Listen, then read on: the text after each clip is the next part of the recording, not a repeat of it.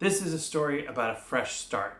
In 1979, a young filmmaker named Will Roberts was invited to Moscow to present a film at the Moscow International Film Festival. It's the height of the Cold War, and the American Roberts is walking through Red Square with his interpreter. In the square, they see a man being mobbed by hundreds of fans clamoring for his autograph. The interpreter got really excited.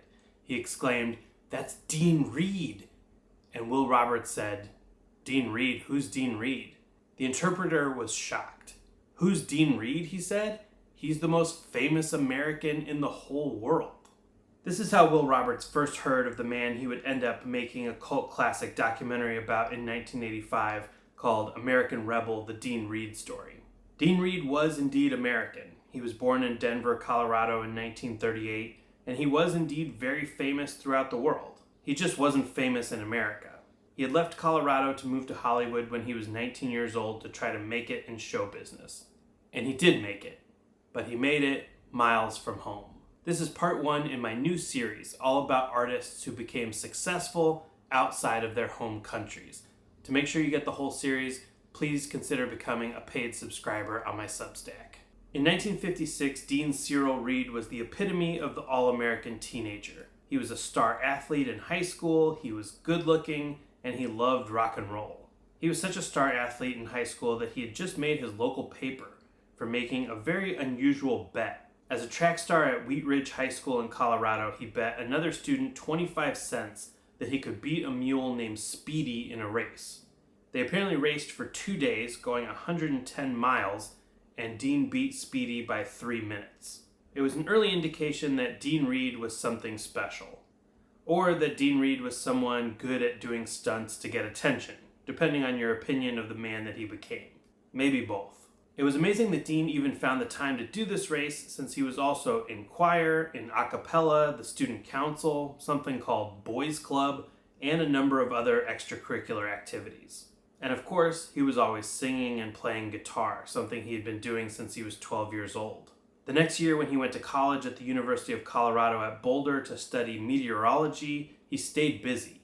He joined the gymnastics team, he trained for the 1960 Rome Olympics, he was in student organizations, and he played music in a group called Sock and Buskin, named after the theatrical symbols for comedy and tragedy. At a performance while in college, Dean met a man named Roy Eberhard, who saw potential in Dean and became his manager.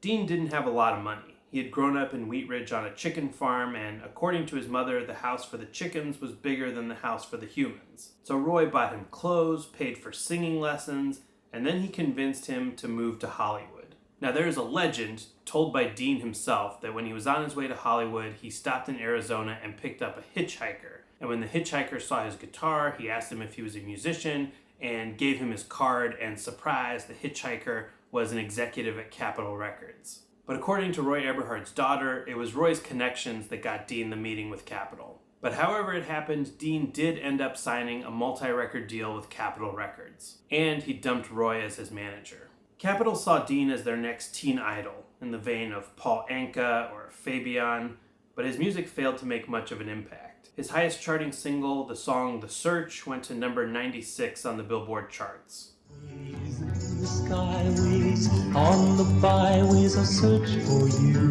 And when I find you, just like in my dreams, I'm gonna love you out in the moonbeams. Like other 50s Idol hopefuls, he tried acting too, but the only thing of substance he landed was a role in one episode of the sitcom Bachelor Father. By the 1960s, there was a real chance that Dean Reed would get dropped from Capitol and end up going back to his hometown like so many aspiring stars before him. But instead, something odd happened. One of his songs, a song called Our Summer Romance, had unexpectedly become a hit in South America. Although the summer's gone, I'll try to carry on, although you won't be with me. Our Summer Romance topped the charts in South American countries like Chile and made Dean a star there. In a December 1961 poll of Chile's favorite musicians, Dean Reed was voted number 1, passing Elvis by nearly 10,000 votes. Looking to capitalize on this success, Capitol sent him on a South American tour, 40 days performing throughout Chile, Brazil, and Peru. When he got off the airplane in Chile, it was an experience unlike anything he'd ever had in the US. He was mobbed by fans at the airport. While he's in South America, Dean finds the success he'd been dreaming of, but he also finds himself becoming increasingly radicalized by what he sees in the country. And South America changed my life because, of course, there one can see the great differences of justice and injustice, of poverty and wealth. They are so clear to see for anybody that you must take a stand. And sometimes I like to say, well, that there are three types of people in South America. There are blind people who don't want to see the truth. There are capitalists, and there are revolutionaries. And I was neither a capitalist nor was I blind, and there I became a revolutionary. Dean Reed began living in Chile and performing, and also started actively speaking out against U.S. foreign policy. He placed newspaper advertisements in Chile urging the U.S. to stop atomic testing. This actually caught the attention of the U.S. government, who sent him warnings to stop espousing what they called anti-American values. Dean Reed told an ambassador from the American embassy, "I only talked of saving lives and peace. I hope to God that that is not against the policy of the United States." We are revolutionaries, and we'll win the battle. Dean befriended some of the most powerful communists in Chile. The poet Pablo Neruda, considered by many to be the national poet of Chile, and Salvador Allende, who would eventually be elected president of the country. By 1964, Dean Reed had married an American woman named Patricia Hobbs and had relocated to Argentina. There he continued on in his dual role as incredibly popular rock and roll singer and political agitator. The United States was battling a Cold War with their new enemy, the Soviet Union. Numerous countries and politicians and people were used as pawns between the two superpowers during the war. And in 1965, Dean Reed was about to become one. He was invited to represent Argentina and perform in Helsinki, Finland at an event called the World Congress for Peace, which was essentially a Soviet-backed propaganda convention. At the conference, Dean met a Soviet actor named Nikolai Postakov. Nikolai knew that teenagers in the Soviet Union were clamoring for American rock and roll. And here was a bona fide, blue-eyed American rock and roll singer who, if not an outright communist, seemed to at least be very sympathetic to the Soviets. So Nikolai brought Dean Reed to Moscow and helped secure him a record deal with Melodia Records. Melodia, which had been established in 1964, was a record label owned by the Soviet government. They had mostly released classical music up to that point. For Melodia, Dean Reed recorded the first ever Soviet state-sponsored rock and roll record. Dean went on a big tour of the Soviet Union in 1966, which increased his stardom there. But he didn't move east right away. He still had a life in Argentina and increasingly in other parts of Europe. In the middle of his career as a USSR-approved rock star, Dean took a detour to Italy to start making spaghetti westerns. He made nearly a dozen movies in Italy, appearing in titles like the Yul Brynner starring Adios Sabata in 1970. The gringo, when he went by the book, so did you. That same year, 1970, outside of the U.S. consulate in Santiago, Chile, he was arrested for washing a U.S. flag as a symbolic act of protest against the U.S.'s involvement in Vietnam. His friend Pablo Neruda helped him get released from prison. And speaking of old friends, his old friend Salvador Allende was elected president of Chile a week later. Dean Reed was invited to his inauguration. The U.S. was not a fan of Allende being elected, since he was a communist. So in 1973, the CIA backed a military coup that overthrew Allende and established General Augusto Pinochet as dictator of the country. Allende shot himself as troops surrounded his presidential home. Pinochet stayed dictator of the country for decades and would later be indicted for numerous human rights violations, including state-sponsored torture and murder, especially of his political opponents. But by that time, Dean Reed had already left the continent. He was seen as too radical for the government in Argentina, and they told him to stay out of their country. He had been arrested trying to sneak into Argentina and was deported. His wife divorced him, took their daughter, and moved back to the U.S. So naturally, Dean Reed went to a place where he was the biggest star in the country, a country very closely associated with the Soviet Union, East Germany.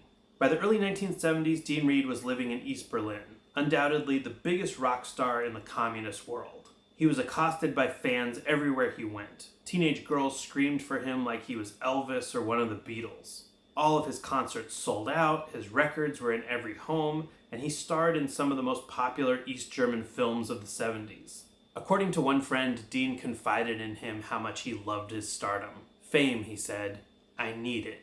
I can't live without it. It's a drug. And of course, the USSR loved him being famous too. They loved having an American on Soviet TV attacking the US government. A lot of Dean Reed's popularity was state-sponsored.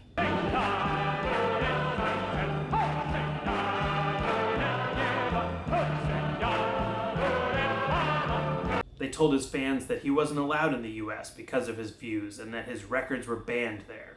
Neither of which was true. He was still allowed in the US. In fact, he'd never given up his US citizenship. He filed a tax return in the US every year. And his records weren't banned there. There was just nobody in the US who wanted to hear them. And it seemed like this was something that was increasingly bothering him. By the late 1970s, he was getting homesick. And he dreamed of being as famous in the United States as he was in the Soviet Union. He saw what he thought may be a route to success in the US when he met the American filmmaker Will Roberts. When Roberts discovered that this person he'd never heard of was supposed to be the most famous American in the world, he was fascinated by the story. He began working on a documentary about Reed called American Rebel that was released in 1985.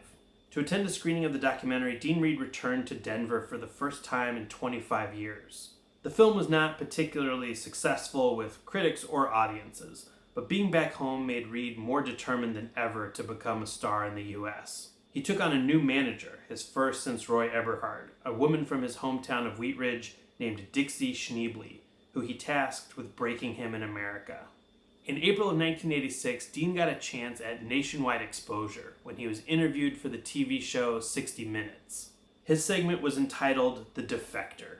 Now, Dean was used to being on TV, and in the interview he said things that probably seemed very normal to him having lived for over a decade in East Germany. He compared Ronald Reagan to Stalin, he defended the Berlin Wall, and the Soviet invasion of Afghanistan. Why was the wall put up in the first place? The wall was put up to defend themselves in the first place. In the same The way wall that was put up to make sure that East Germans would not go to West Germany. No, that's only a half-truth. I'm sorry, it's not true. I do believe that the government of the East Germans have the right to defend themselves from any type of attack. And I think it's a tragedy, but I think that the responsibility for this tragedy is that the United States government does not recognize that every people on this planet have the right to decide their own fate, decide whether they want to live under socialism or whether they want to live under capitalism. Believe it or not, these things were not well received by the 20 million Americans watching the show. They didn't see him as a folk hero or a rebel. They saw him as a traitor. Dean was devastated by the reaction. He read every negative letter that came to his home. Even his friends and family were angry with him. Back in East Germany, he tried to come to grips with the fact that he was likely never going to be successful in America. Also, his relationship with his third wife, an East German movie star, was crumbling. He poured himself into his work. At the time, he was trying to get a movie made about the massacre at Wounded Knee. On June 12, 1986, at 10 p.m., he took a phone call with a producer on the Wounded Knee project, and Dean told him that he was going to go over to his house and spend the night so they could get an early start in the morning. He never made it. 5 days later, on Tuesday, June 17th, Dean Reed's body was found floating in Lake Zuthner, about a mile away from his home in East Berlin. Immediately, conspiracy theories about his death abounded. Originally, the police had ruled his death a suicide, but then changed the official cause of death to accidental drowning. His wife and mother back in the US assumed that he was murdered. Rumors were that the Soviets killed him because of his desire to go back to the United States. Or maybe the Czech government got to him. Maybe an ex-lover. Some even said that he faked his death. Decades later, the East German government revealed that a suicide note had been found in his car. According to them, the note discussed his failing marriage, and so in order to protect his wife, Erich Honecker, the East German leader, made the decision personally to have the letter disappear forever in an interior ministry safe. Dean Reed's death was front-page news in much of the world, but of course, not in America. A few newspapers covered it, all referring to the Russian star as virtually unknown in his native country. He was given a lot of nicknames during his life and after his death. Red Elvis, Red Sinatra, the Iron Curtain Cowboy, Comrade Rockstar. all highlighting the strange juxtaposition at the center of Dean Reed's life. Popular musician and a U.S. citizen who chose to spend much of his life in the land of the Cold War enemy. He was seemingly full of contradictions. He spoke constantly of peace, but carried a rifle in Middle Eastern countries because he said he was raised to believe in the Second Amendment. He loved being famous and seemed to always be doing things for attention, but he also seemed to really want to use his fame for good. He lived half of his life in foreign countries, but confessed that he was afraid to die in a land that wasn't his own. On June 1st, 1986, just a couple weeks before his death, Dean Reed wrote a letter to his old high school, declining an invitation to attend his 30-year high school reunion. "Destiny took me on a different path than many of you," he wrote. "A path which has led me to 32 different countries. I speak now 4 languages. English is probably the worst, since I haven't spoken it for more than 25 years. I have sat in prison cells in 6 countries because I felt that the only value of being famous is that one has the responsibility to raise his or her voice to speak out against injustice and war. I've made mistakes in my life, as we all have, but I've tried to remain honest to myself and to the world family throughout the last 25 years since I left America. If I were with you all during the reunion, I'm sure that we would not agree on many points, but that would be only natural and normal. The point is not to concentrate on what divides the people in the world who have different faiths, religions, and political beliefs, but instead to concentrate on what unites us all. We all have one future. Either we all on this planet shall learn to live together in peace with one another, or we shall all perish together. I wish you all much peace, love, courage, and happiness in your lives."